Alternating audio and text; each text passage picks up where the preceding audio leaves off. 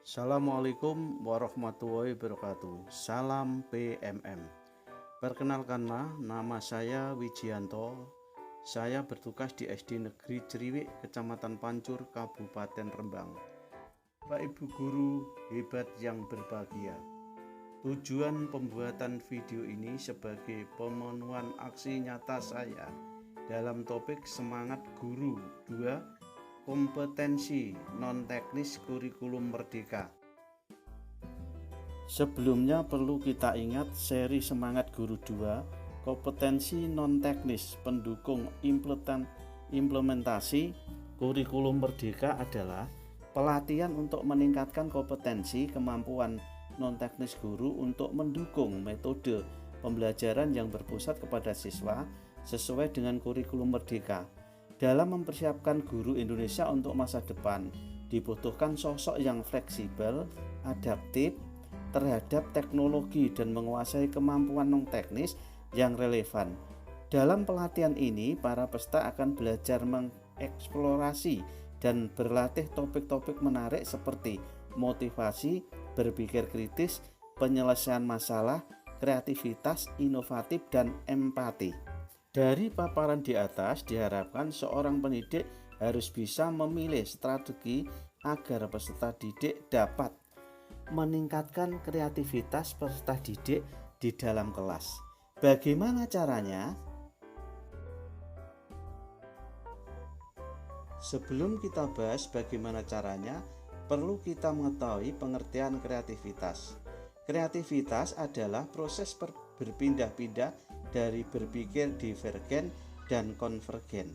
Berpikir divergen adalah kemampuan untuk memecahkan beragam alternatif pemecahan masalah.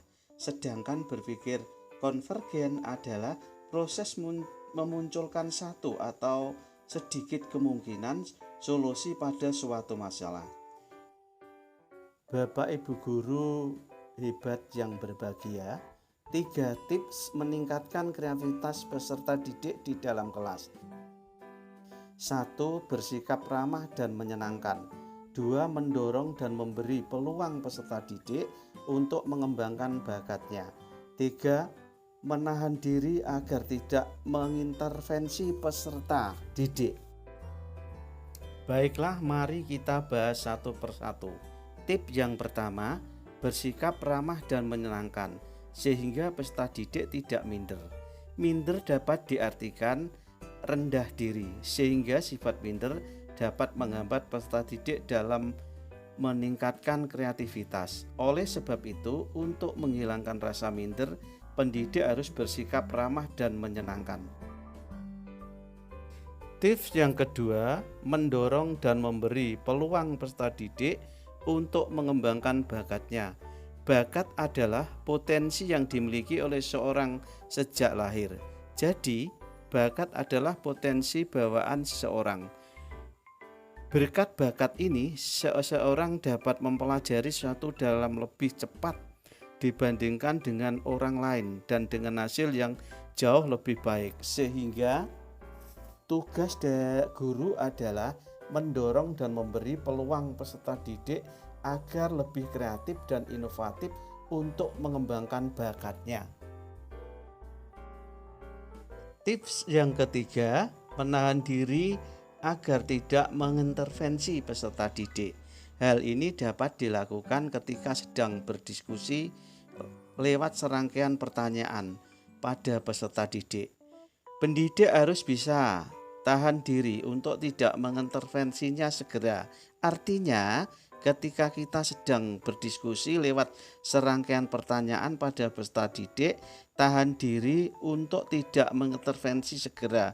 Harus ada masa jeda.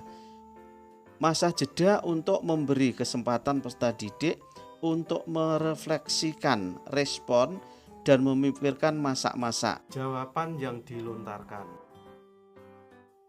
Demikian aksi nyata saya, semoga bermanfaat bagi Bapak Ibu guru hebat. Terima kasih. Wassalamualaikum warahmatullahi wabarakatuh.